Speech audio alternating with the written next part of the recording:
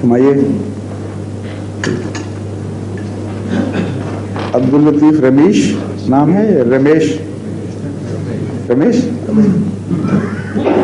السلام علیکم. وعلیکم السلام ورحمۃ اللہ. عبداللطیف رمیش. جی. مجھے رمیش کے نام سے مطلب کیا ہے رمیش کا؟ رمیش کا مطلب یہ ہے کہ مجھے فلمی دنیا میں بھیجا گیا تھا.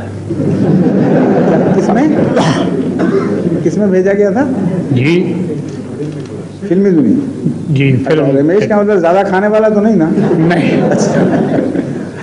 میں اس وقت آنا تھا کھانا کھانے کے لیے بھی، لیکن میں اچانک ہی مجھے رپورٹ ڈاکٹر کی مل گئی تھی کہ میں بیمار ہوں. اچھا. تھوڑا ڈائبٹیز کی وجہ سے اس نے مجھے سب کچھ منع کر دیا تھا. اچھا اس لیے تب میں نہیں آیا تھا. میں ضمن میں بتا دوں جن دوستوں کو علم نہیں، یہ جس طرح ہوتے ہیں نا بعض فن کے ماہر، یہ کھانے کے کلہاٹیے مشہور ہیں. اور ان کا خیال یہ تھا کہ اس عمر میں بھی خدا کے فضل سے اتنی طاقت ہے ان میں کہ جوانوں کو ہرا دیں گے. تو میں نے ان کی بیگم صاحبہ تشریف لائیں ملنے کے لیے، کوئی کام تھا ان کو. ان سے میں نے پوچھا، میں نے کہا یہ بات ٹھیک کہتے ہیں، کوئی خطرہ تو نہیں ان کو؟ کہتی ہیں میری تو روٹیاں پکا کے کونیاں رہ گئی ہیں. آپ کیا خطرہ کہہ رہے ہیں؟ بے شک شوق سے شامل کریں مگر وہ آ نہیں سکے مقابلے میں کیونکہ وہ ڈاکٹر نے منع کر دیا. اچھا ہوا. نہیں مجھے رپورٹ چونکہ مل گئی تھی اور میں ان دنوں میں کافی بیمار ہو گیا تھا، ورنہ میں میدان میں آتا. ٹھیک ہے. لوگ مجھے یہاں بھی بہت سے جانتے ہیں کہ جب میں میدان میں اترتا رہا ہوں، کافی اترتا رہا ہر بات میں. مات دیتے رہے لوگوں کو؟ جی سب کو مات دیتے رہے ہیں مقابلے. بالکل جی بالکل ٹھیک ہے. یہ میں نے بہت کچھ کیا ہوا ہے. بیماری کی حالت میں بھی یہ عالم ہے کہ گوٹیاں کھا کے ہانڈیاں خالی ہو گئی. ماشاء اللہ. اچھا خیر بتائیے، فرمائیے بات کیا کہنا. جی میرا سوال یہ ہے کہ میں نے کبھی آپ کو نہ تو خطوط لکھے ہیں زیادہ تو نہ کچھ، کیونکہ میں جانتا ہوں آپ کو ہزاروں خطوط آتے رہتے ہیں. تو میں نے سوچا کہ بجائے اس کے کہ میں کوئی خطوط لکھتا رہوں اور جواب لیتا رہوں تو فائدہ کچھ نہیں. تو یہ سوچا تھا کہ کبھی موقع ملے گا تو میں خود بات کروں گا. ٹھیک ہے. تو آج اللہ تعالیٰ نے مجھے موقع دے دیا کہ میں آپ سے کچھ عرض کر کے پوچھ لوں. جی سنائیے.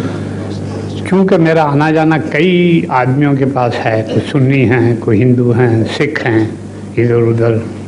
اور ویسے ہی مجھے جانتے ہیں کہ میں چونکہ اس فلم لائن کا آدمی ہوں تو مجھے شوق سے بھی بلا لیتے ہیں. تو میری عادت ہے کہ کچھ نہ کچھ میں ان کو تھوڑی تھوڑی تبلیغ بھی کرتا رہتا ہوں.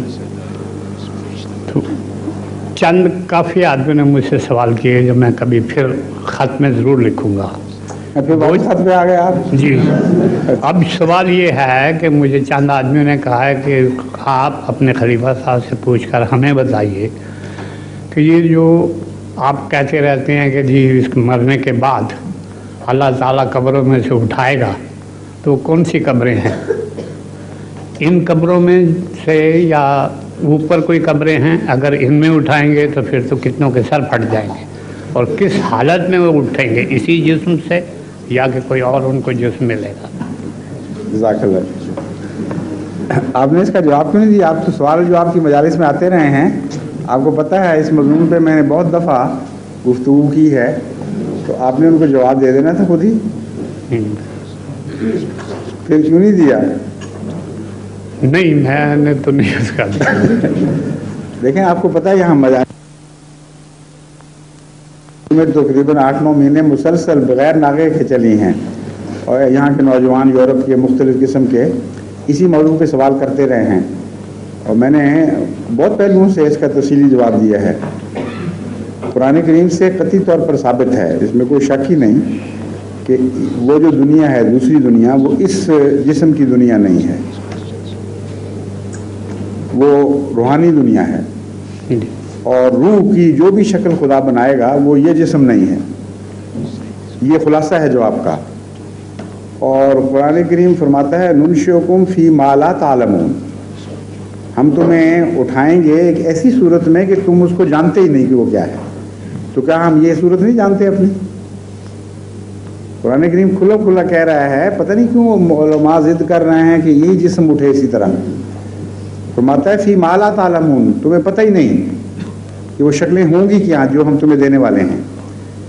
پھر یہ ذرا سوچیں کہ کہ ایک آدمی بیچارہ کانا ہے، ایک لولا لنگڑا ہے، ایک اندھا ہے، کسی کو چیچک کے داغ ہیں، کسی کا جسم بگڑا ہوا ہے، کوئی جوانی میں فوت ہو رہا ہے، کوئی بچپن میں فوت ہو رہا ہے، کوئی بہت بڑھاپے میں، تو ساروں کی جسم جس وقت وہ مرے ہیں وہی جسم ہے نا. اگر وہ اٹھا دیے جائیں تو جنت کا کیا نقشہ ہوگا؟ جو اس لندن کا وہ اس لندن کا نقشہ. کوئی لولا لنگڑا کو کرچیز میں پہنچ رہا ہے، وہاں کوئی بیچارہ آنکھوں سے معذور پھر رہا ہے، کیسا تمسخر ہوگا نعوذ باللہ من ذالک. رسول اکرم صلی اللہ علیہ وآلہ وسلم نے اس مسئلے کو ہمیشہ کے لیے حل خود بھی فرما دیا، پھر بھی علماء غور نہیں کرتے. حیرت ہے کہ دماغ میں ایک دفعہ چیز گھس جائے اس کو چھوڑنے کے لیے تیار ہی نہیں ہوتے. ایک بڑھیا حضرت صلی اللہ علیہ وآلہ وسلم کی خدمت میں حاضر ہوئی اور جنت کی بات ہوئی. اس نے کہا یا رسول اللہ میں بھی جنت میں جاؤں گی. تو حضرت صلی اللہ علیہ وآلہ وسلم بعض دفعہ بہت پاکیزہ مذاق فرماتے تھے ایک مسئلے کی طرف روشنی ڈالنے کی خاطر. آپ نے فرمایا کوئی بڑھیا جنت میں نہیں جائے گی. اس کی چیخیں نکل گئی بیچاری کی ڈر کے بارے یا رسول اللہ میں تو ماری گئی.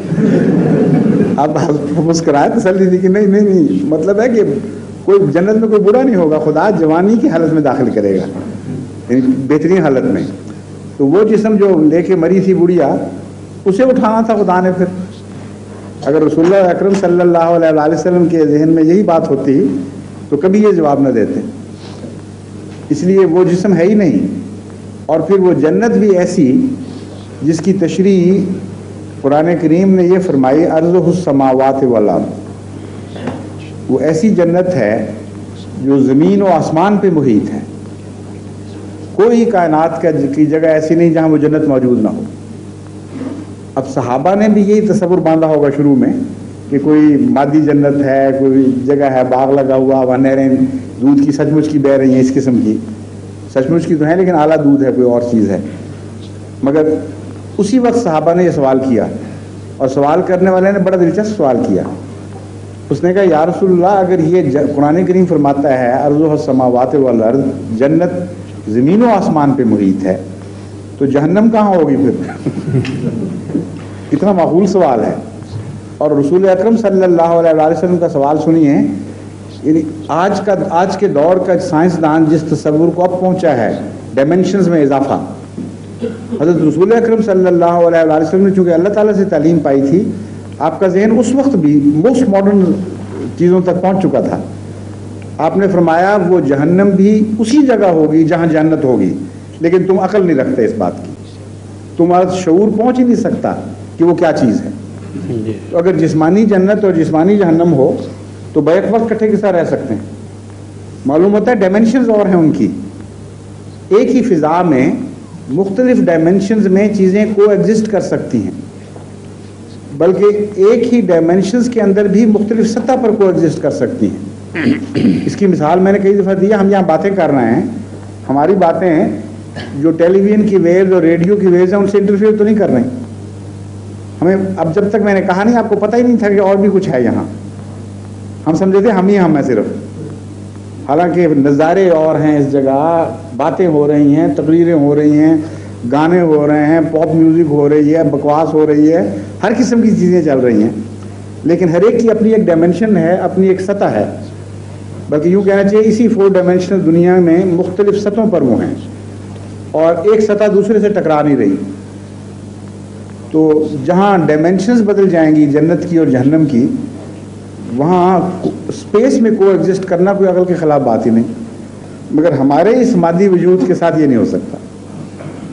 اگر جہنم بھی مادی اور جنت بھی مادی تو پھر ہماری سطح ایک ہو گئی، اور ایک سطح میں ہم انٹرفیئر کریں گے ایک دوسرے کے ساتھ.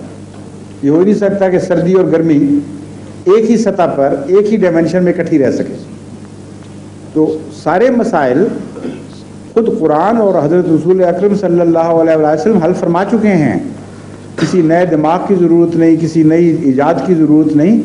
اس زمانے سے ہی قرآن اور سنت نے ہمیں روشنی دی ہوئی ہے.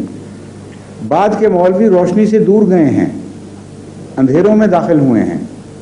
باہر کی دنیا سے انہوں نے اس زمانے میں جو سائنس پڑھی ہے یا فلسفہ سنا ہے یونان کا یا اٹلی کا، روم کا، تو سمجھے کہ یہی روشنی ہے. اس سے انہوں نے نعوذ باللہ من ذالک कुरान को गलत मायने पहनाने शुरू कर दिए, गलत तस्वुर बांधने शुरू कर दिए। तो ये उसका जवाब है। ये वैसे मैंने बताया था, इस वक्त मैं मुख्तसरन बता रहा हूँ। बड़ी तफसील से इसके मुख्तलिफ साइंटिफिक पहलुओं पर मुख्तलिफ ज़ाविया है निगाह से मैं रोशनी डाल चुका हूँ।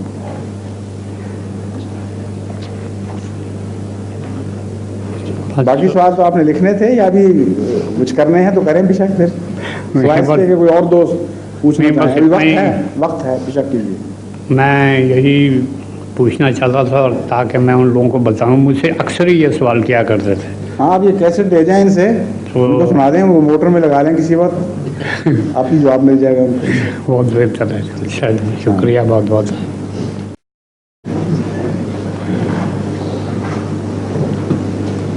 Also